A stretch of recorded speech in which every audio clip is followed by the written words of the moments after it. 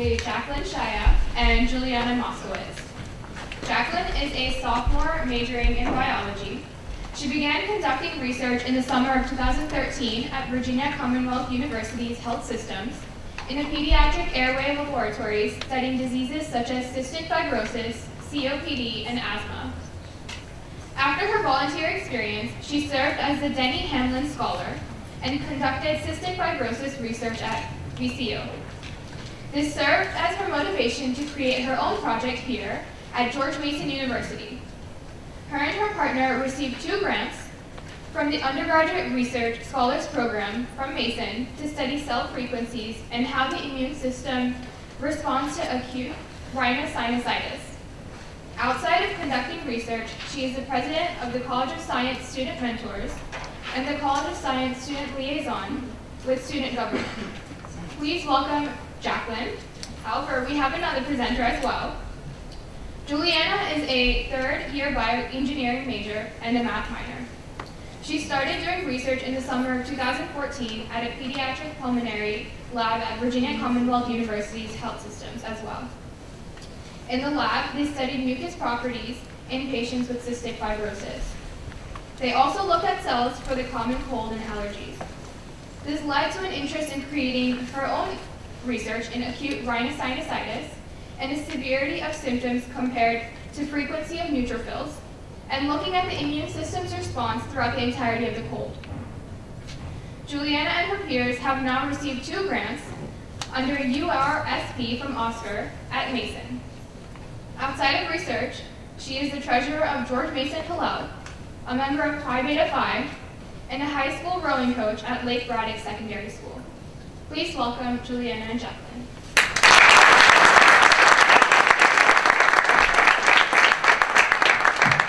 I'm Juliana, and I'm Jaqueline, and our project is titled Snot's Our Problem.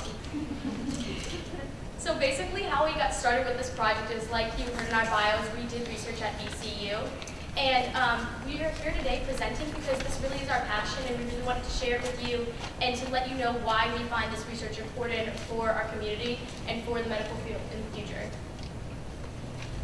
So basically why we're studying ARS is just to give you some statistics. Most people get sick with the common cold 3 times a year.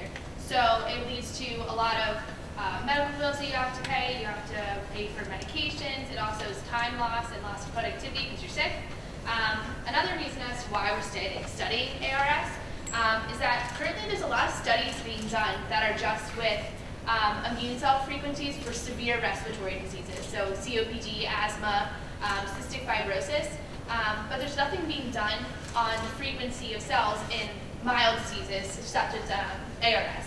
So the reason why we want to look at this is because when you're looking at the frequencies for people who are immunocompromised, but like people with cystic fibrosis, you can't really see how their immune system is responding because it's already down and trying to fight off the other disease that they have.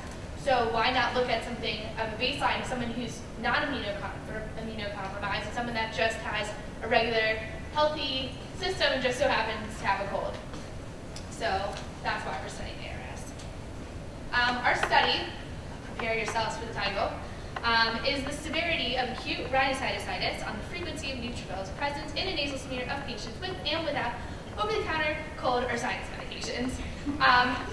Simplicity, we're really just studying neutrophil frequencies over the time period of cold. So your immune system kicks in on day 5 and it leaves on day 14. So we want to see how your immune system responds throughout the entirety of your cold, and we're doing that in 2 separate ways. The first one is looking at the neutrophil frequencies, and we do that by taking a nasal swab, which we'll show you later.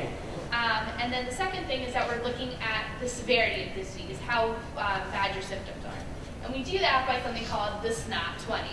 It's called the Sino-Nasal Outcome Test, and it's created by someone named Dr. Picarillo.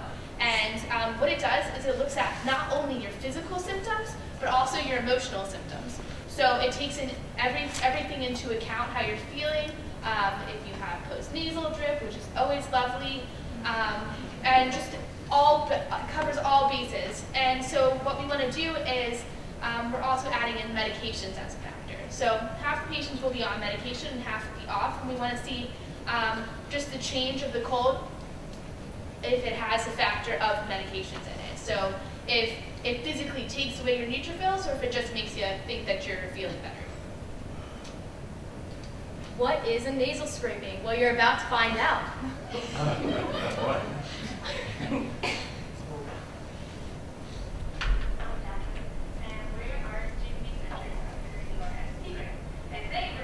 How we do our research and how we take a nasal swab. Are you guys ready? Probably not. No. This is a Rhino Pro nasal mucosal curette, and this is what we use to swab your nose with. You can see it's just this little teeny tiny little spoon, and we just rub it really gently across the inside of your nose and on the bottom of your nose. This is a close-up of the curette, and if you look closely, you can see the little spoon at the end that collects the cells. We stick this up the nose to open up the nostrils. Personally, it looks like a little dinosaur. Safety first.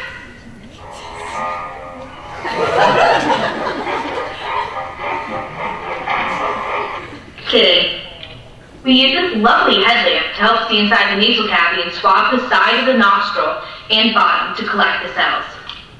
Once we have taken the swab, we tap the curette on the slide to collect all the cells. Then we swipe it back and forth to spread out the cells. Okay, so this is the whole process of what we do with the patients. We do that on day 5, 9, and 14. So we have the beginning of the immune system, middle, and then the end of the immune system. So it comes in super non-invasive, doesn't really hurt. It's good. It's very cheap also. And how do we look at your cells? Well, we brought it for you so you can see for yourself. Let us look up our computer. There's a lot of laptops involved. And in the words of one of my lab TAs, like at first, you guys have just seen the boring stuff, the paperwork. Well, this is where the fun begins. So, get ready.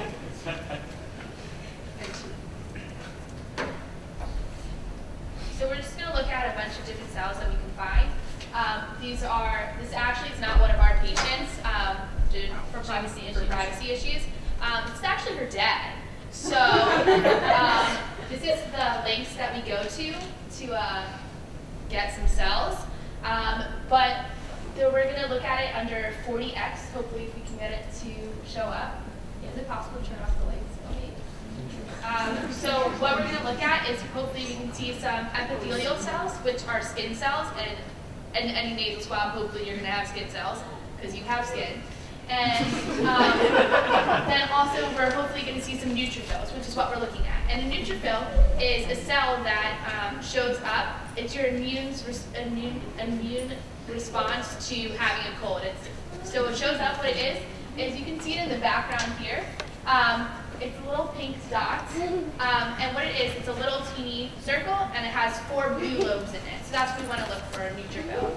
And then, so here, yeah, so it's showing up. You can see it on the screen here. The 2 right up there, those are neutrophils. You can see the pink little circles and the blue dots. The giant blue blobs are epithelial cells, which means that we're skin cells. So those right there are your neutrophils, and one of the hard parts with this technology is this is not a $12,000 microscope, so the quality of your pictures are only so great, which was a big change for us coming from VCU Health Systems. But this does the job, and this in fact, I can show you a little bit of bacteria. My dad actually didn't even know he was sick, so surprise, surprise for him, I didn't have work. The little dots, the little blue dots right there are bacteria, which we sometimes find in patients, sometimes not, so you can be sick with or without that. And I'm also going to show you some bigger pictures that I went ahead and took for you guys.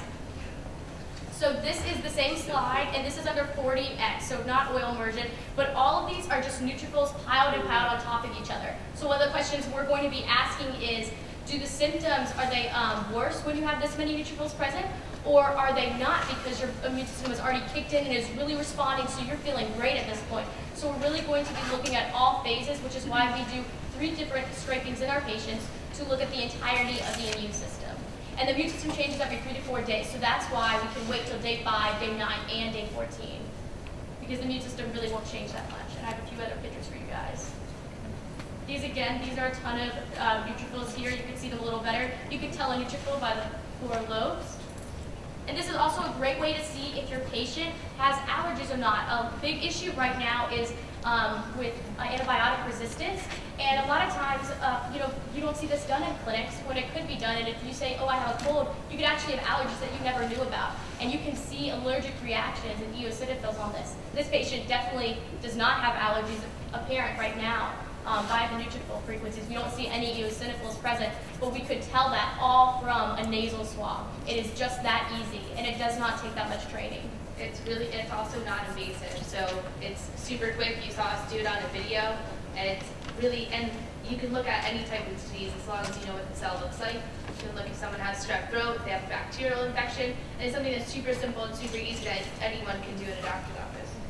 And this is 10x, and you can see this whole field, there are very few epithelial cells, which are your skin cells. These are all neutrophils, so the immune system is in full force attack. You know, like your army is in there, it's in your nose, you are fighting off this thing.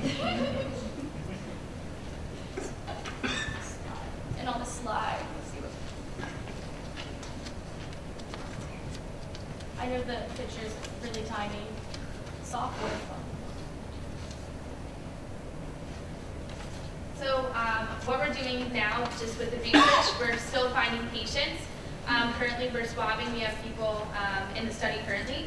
And so from here on out, we're just trying to fill our quota for people.